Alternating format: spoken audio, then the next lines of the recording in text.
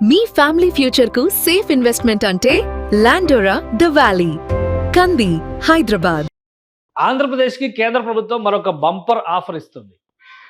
తీర ప్రాంతంలో రక్షణ అవసరాలను దృష్టిలో పెట్టుకొని క్షిపణి కేంద్రాన్ని ఆంధ్రప్రదేశ్లో ఏర్పాటు చేయబోతున్నారు. గతంలోనే అంటే దాదాపు 14 ఏళ్ల క్రితమే శాంక్షన్ అయినప్పటికీ ఇది అమలుకు నోచుకోనటువంటి పరిస్థితి ఉంది. ఫైనల్గా దీనికి సంబంధించి పెద్ద ఎత్తున కేంద్ర ప్రభుత్వం క్లియరెన్స్లు ఇవ్వడం, 20,000 కోట్ల రూపాయలని ఇన్వెస్ట్ చేయడం ద్వారా రాష్ట్రంలో క్షిపణి కేంద్రాన్ని అభివృద్ధి చేసే దిశగా కేంద్ర రక్షణ శాఖ అడుగులు వేయబోతుంది.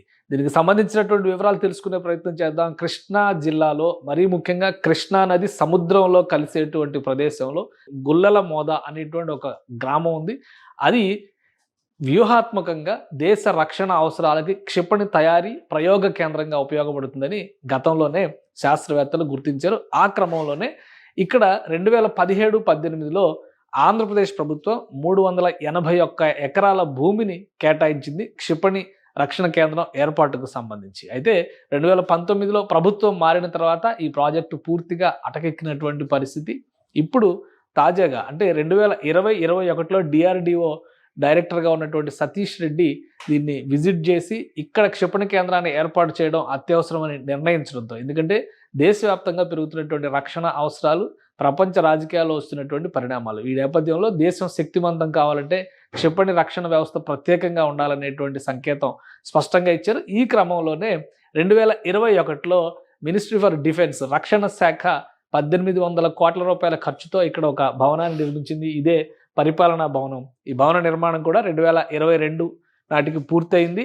అయితే ఇక్కడ పనిచేయాలంటే కనీసం 300 మంది శాస్త్రవేత్తలు పనిచేయాల్సినటువంటి పరిస్థితి ఉంటుంది. అలానే వారికి సపోర్టింగ్ స్టాఫ్ కింద చూస్తే కూడా ఒక చిన్న టౌన్షిప్ నిర్మించాల్సినటువంటి అవకాశం ఉంటుంది. కానీ జగన్మోహన్ రెడ్డి ప్రభుత్వం ఏమాత్రం దీనికి సహకరించకపోవడంతో ఈ ప్రాజెక్టు పూర్తిగా అటకెక్కింది. ఒక దశలో కేంద్ర ప్రభుత్వం ఈ ప్రాజెక్టుని గుజరాత్కి తరలించేటువంటి ఆలోచన కూడా చేసింది. అయితే కూటమి ప్రభుత్వం ఏర్పడిన తర్వాత మరొకసారి దీన్ని దుమ్ము దులిపి ఈ ప్రాజెక్టుని ఏపీలో పెట్టే విధంగా కేంద్రాన్ని ఇన్సిస్ట్ చేయాలని నిర్ణయించింది.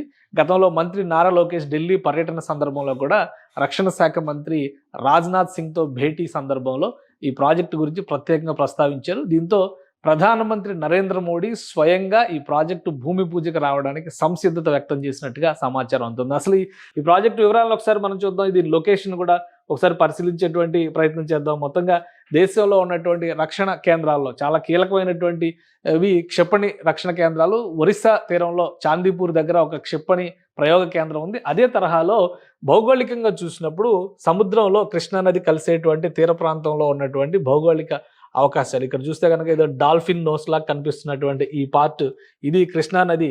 ఈ బ్లూ కలర్ లైన్ కనిపిస్తుంది అంతా కృష్ణానది సముద్రంలో కలిసేటువంటి ప్రదేశంలోనే గుల్లల మోద ఇక్కడ ఉంది, ఈ ప్రాంతంలో వస్తుంది.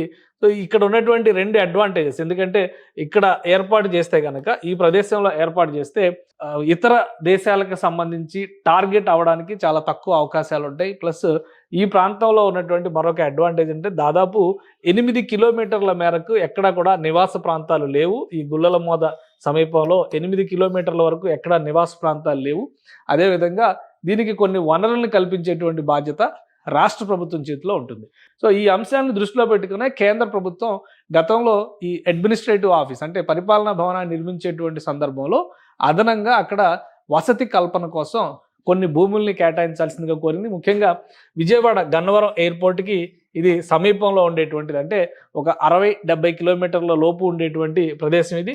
దాన్ని దృష్టిలో పెట్టుకునే గన్నవరం ఎయిర్పోర్ట్ దగ్గర వసతి గృహాలకు సంబంధించి ఏర్పాట్లు చేయాల్సినటువంటి అవసరం ఉందనేటువంటి ప్రతిపాదన కేంద్ర ప్రభుత్వం చేసింది. దీనికి భూముల కేటాయింపుకు సంబంధించి కూడా జగన్మోహన్ రెడ్డి ప్రభుత్వానికి విజ్ఞప్తి చేసింది. అయితే ఈ 2 పూర్తిగా పట్టించుకోకపోవడంతో ప్రాజెక్టు ఆగిపోయినటువంటి పరిస్థితి. అయితే ఇప్పుడు మళ్ళీ ట్రాక్లోకి వచ్చింది. పరిపాలనా భవనం పూర్తి కావడం, అదేవిధంగా అక్కడ ఒక టౌన్షిప్ నిర్మాణానికి సంబంధించినటువంటి వనరుల కల్పన కోసం కూడా రాష్ట్ర ప్రభుత్వం సుముఖంగా ఉండడంతో ప్రధానంగా క్షిపణి రక్షణ అవసరాలకు సంబంధించినటువంటి ప్రయోగాల కోసం భారీ యంత్రాలను తరలించాల్సి ఉంటుంది. ఈ ప్రయోగ కేంద్రానికి భారీ యంత్రాలను తరలించేటువంటి క్రమంలో ఆ ప్రాంతానికి వెళ్ళేటువంటి రహదారి వ్యవస్థను కూడా పూర్తి స్థాయిలో విస్తరించాల్సినటువంటి అవసరం ఉంటుంది. సో ఈ రహదారుల విస్తరణ ప్రక్రియని ఇప్పటికే రాష్ట్ర ప్రభుత్వం చేపట్టింది.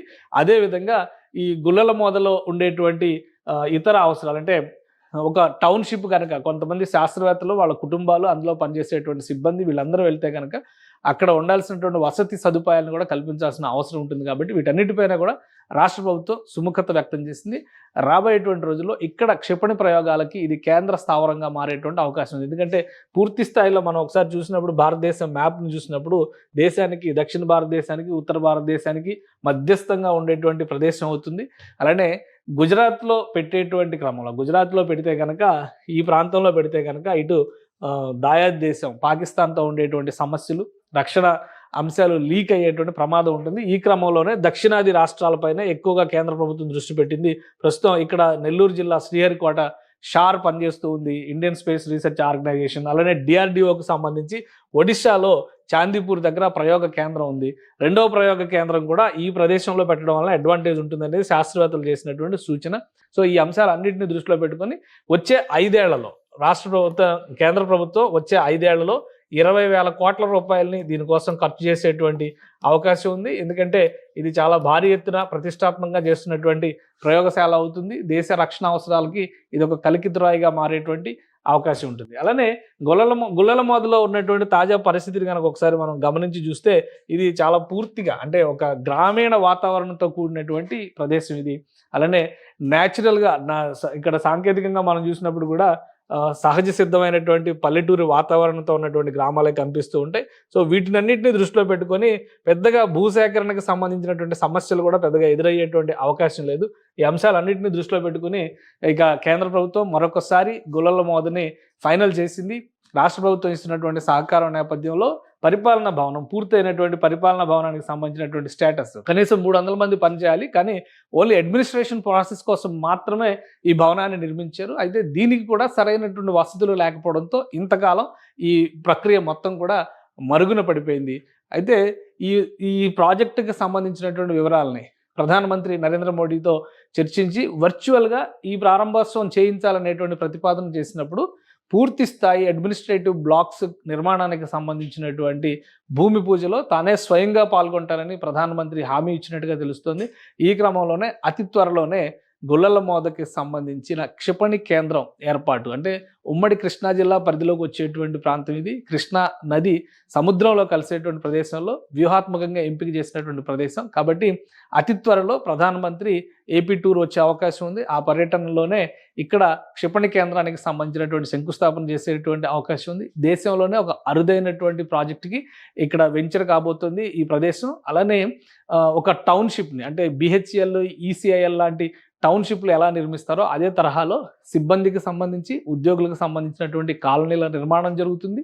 వారికి ఉండేటువంటి అవసరాలకు తగ్గట్టుగా అక్కడ దాదాపుగా లోకల్గా 6,000 మంది వరకు ఉద్యోగాలు పొందేటువంటి అవకాశం ఉంటుంది. పెద్ద ఎత్తున నిర్మాణ ప్రక్రియ ముందుకు వెళ్తుంది. కాబట్టి ఇక్కడ రహదారి వ్యవస్థ దగ్గర నుంచి ఆర్థిక వ్యవస్థ బలోపేతం అయ్యేటువంటి కార్యక్రమాలు కూడా చాలా వరకు జరుగుతాయి. కృష్ణా జిల్లాలో తీర ప్రాంతంలో దాదాపుగా గ్రామీణ ప్రదేశాలే ఎక్కువగా ఉంటాయి కాబట్టి నెల్లూరు జిల్లాలో ఎలా అయితే ఉమ్మడి నెల్లూరు జిల్లాలో షార్ అభివృద్ధి చెందిన తర్వాత ఆ ప్రాంతంలో ఎటువంటి అవకాశాలు పెరిగినాయో దాదాపు అదే స్థాయిలో DRDO క్షిపణి కేంద్రం ఏర్పాటు తర్వాత ఈ ప్రదేశంలో అవకాశాలు పెరుగుతాయి, ఆర్థిక వ్యవస్థకు కూడా ఊతం వస్తుందనేటువంటి సంకేతాలు.